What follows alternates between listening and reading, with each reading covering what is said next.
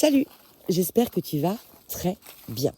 Bon, nous avançons vers la pleine lune en bélier du 7 octobre prochain qui se tiendra au petit matin à 5h47 de mémoire heure de Paris et qui se pose sur le 14e degré du bélier pour la lune et de la balance pour le soleil. C'est une pleine lune très très feu, évidemment, dans le signe du bélier. C'est une pleine lune qui est très puissante en vitalité, en volonté d'affirmation de soi, qui serait avec des aspects aussi combatifs qui peuvent être à double tranchant. Et nous allons creuser ça en déroulant un petit peu le paysage de cette pleine lune. Alors la veille, quand même, le 6 octobre, on a Mercure qui bascule en Scorpion. Alors Mercure qui bascule en Scorpion, on est sur de la recherche de haute voltige, on est sur de l'enquête, on est sur de l'investigation même. Mercure en Scorpion, c'est quand même le champion pour aller déterrer les choses cachées, les secrets enfouis, les vérités qu'on n'a pas encore osé s'admettre. C'est une clarté qui peut se révéler quand même assez aveuglante aussi, qu'elle nous concerne nous ou qu'elle concerne un champ plus large, notre entourage, voire même sur le plan des actualités locales, nationales et mondiales. Donc là, il y a un vrai détective privé qui s'engage dans cette énergie du Scorpion, la personne de Mercure, qui va venir relier peut-être différentes choses qui ont pu passer à notre conscience sans qu'on fasse de lien. Mais il y a comme un raisonnement profond, assidu, qui se met en place la veille de la pleine lune avec ce Mercure en Scorpion. Mercure en Scorpion qui vient du coup soutenir le travail et la présence de Mars qui lui aussi est toujours en Scorpion pour l'instant. Donc il y a cette idée de stratégie et d'action stratégique qui est présente dans l'énergie du Scorpion pendant cette dynamique de pleine lune.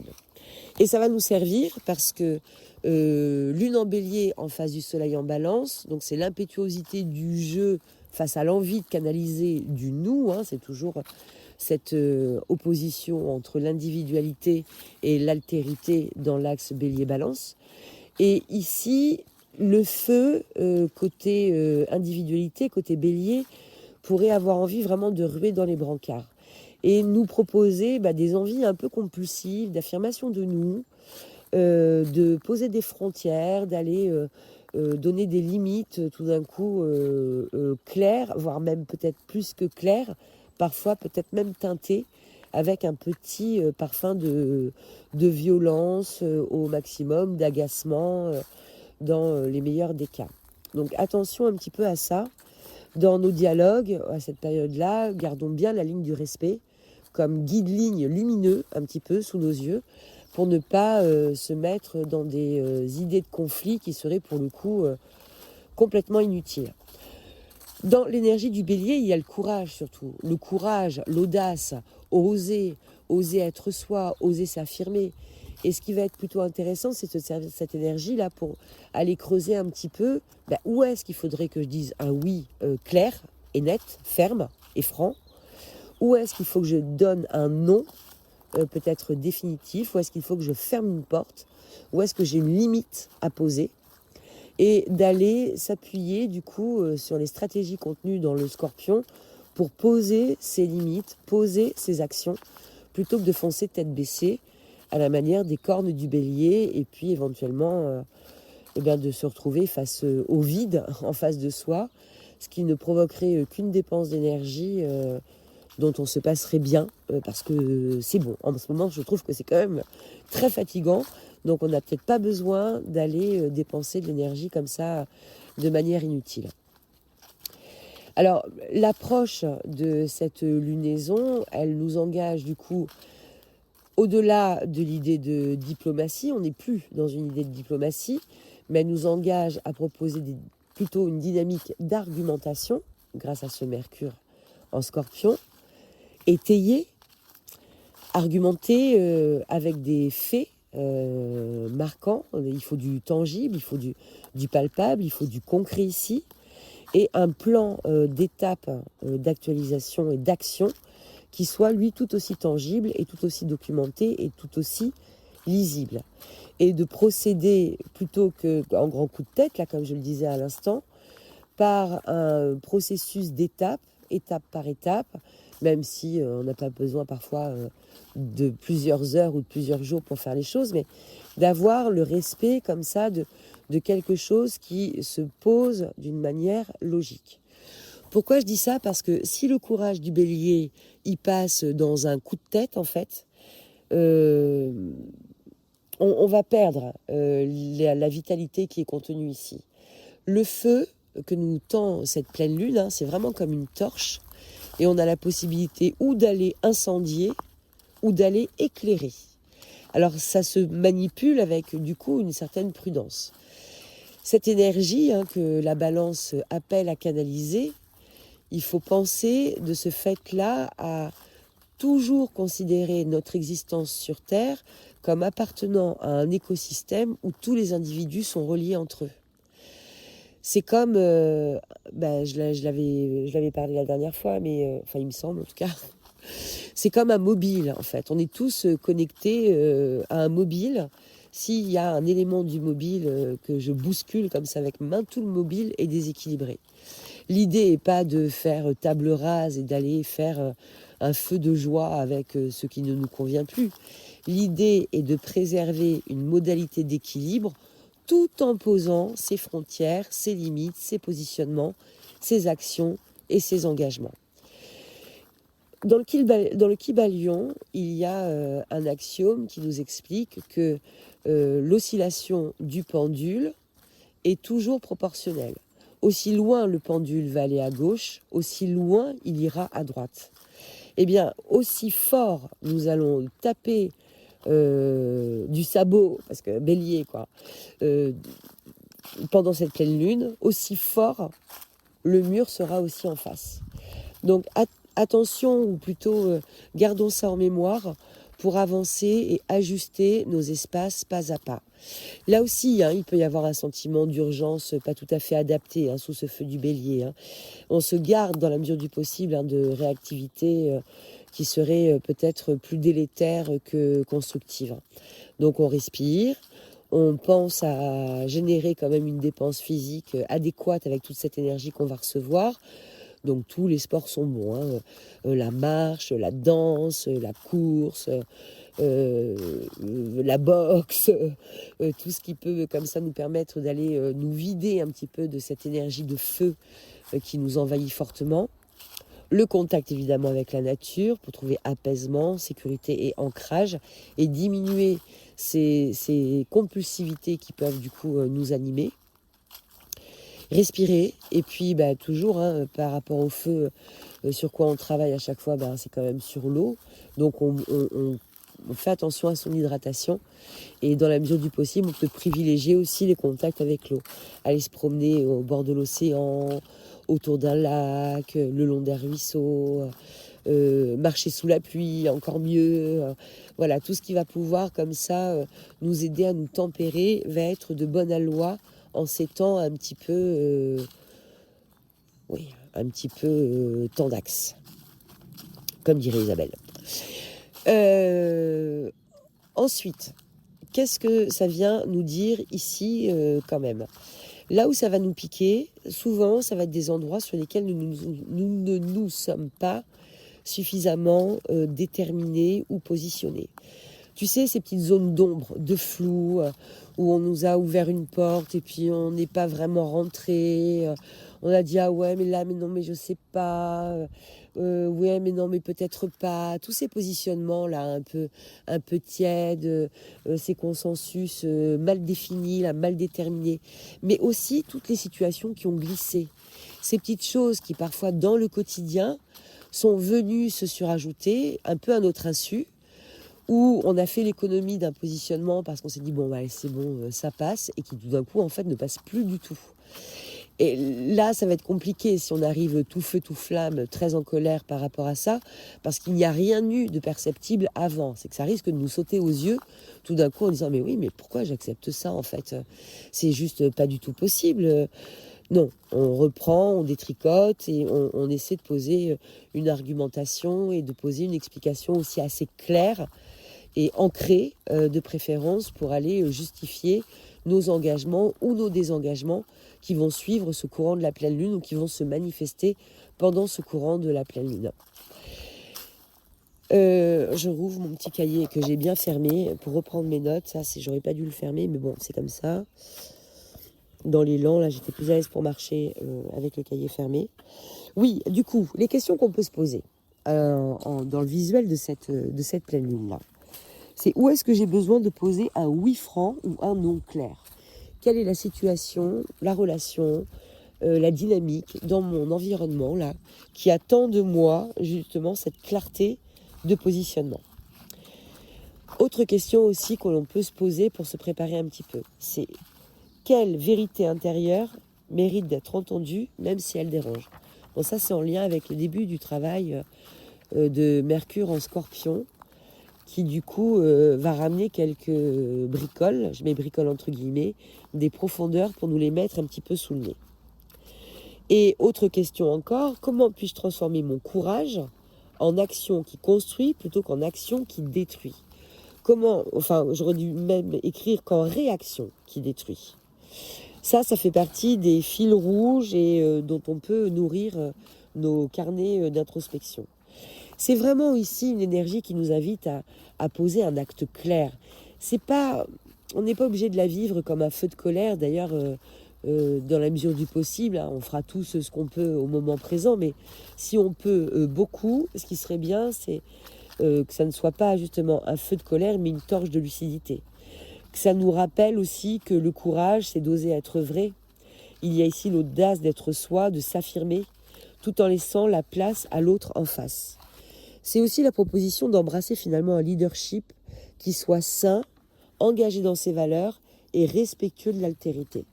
Et cette lumière, elle aurait plutôt tendance à nous dire « Non, attends, ne te mets pas la tête dans le mur là, avance, choisis, allume ta flamme et tu marches en équilibre avec tes pairs. » On a tous besoin d'une zone de correction, alors je ne le dis pas dans le sens correction physique, mais d'une zone d'amélioration à proposer dans nos espaces relationnels. On peut tous avoir un moment où on a un peu marché sur les plates-bandes de l'autre sans s'en rendre compte, ou alors on s'est fait marcher sur les plates-bandes sans aller dire que ça nous gênait. Donc c'est l'occasion d'avoir des dialogues francs, ouverts, honnêtes, clairs et respectueux. Si on a ce même écho en face de soi, eh bien tant mieux. Si on ne l'a pas, eh bien tant pis. Finalement, ce qui va surtout compter, c'est d'avoir l'endurance pour tenir ses positionnements dans le temps, sans aller pour autant basculer dans des effervescences de colère ou je ne sais quoi encore. Juste dire, poser, signifier avec le plus de respect possible. Ça va certainement frotter parce que là aussi, il y aura des lumières que nous sommes tous amenés aussi à mettre sous les yeux des autres. Bon, écoute, c'est comme ça fait partie de la vie et ça fait partie aussi de nos élans de croissance. Donc on y va gentiment, on est tous en train de toute façon beaucoup grandir en cette année 2025. Parfois sur des grosses poussées, des grosses pulsions, parfois c'est un petit peu plus calme, mais là cet automne nous demande vraiment ça. Entre la pleine lune et la nouvelle lune prochaine, nous allons avoir l'entrée de Vénus en Balance. Le 13 octobre, et ce même 13 octobre, nous aurons Pluton qui reprendra sa marche directe dans le signe du Verseau.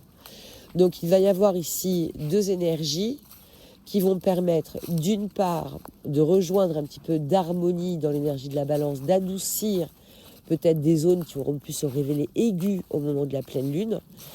Avec Pluton qui va reprendre sa marche directe, ça va nous donner comme une relance d'énergie et peut-être la capacité aussi de transiter en post-pleine lune vers quelque chose qui soit beaucoup plus facile à construire. Donc on prend son temps pour exprimer ses vérités.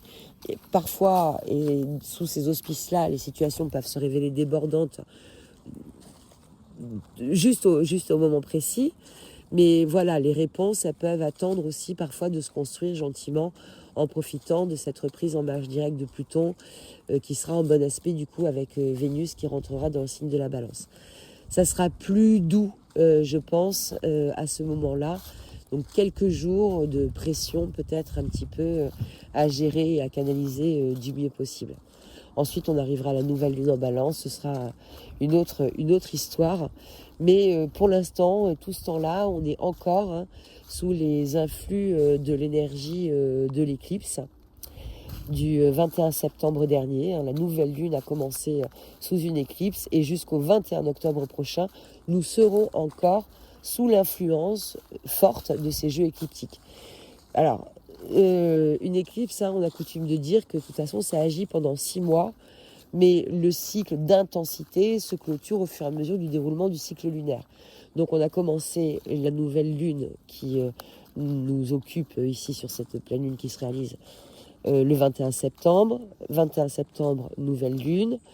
Dans la nuit du 29 au 30, premier quartier lunaire. Donc là aussi, c'était quelque chose.